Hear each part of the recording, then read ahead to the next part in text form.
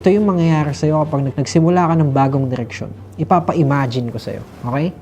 Una, tataas yung self-confidence at self-esteem mo. Magsisimulang mag-accelerate yung bilib mo sa sarili mo. Magsisimulang tumaas yung pagtingin mo sa mundo. Hindi man masyadong malaki yung kailangan para lang tumaas yung confidence mo. Mag-commit ka lang sa isang bagay na may kabuluhan, tapos tahakin mo lang yung maayos na direksyon.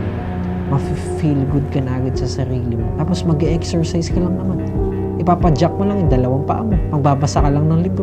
Papaganahin mo lang yung mata mo. At hindi naman kailangan na may nakapaligid pa sa'yo. At hindi rin naman kailangan na i-announce mo yun sa mundo. All you have to do is do that exercise and say, this is the beginning of developing myself.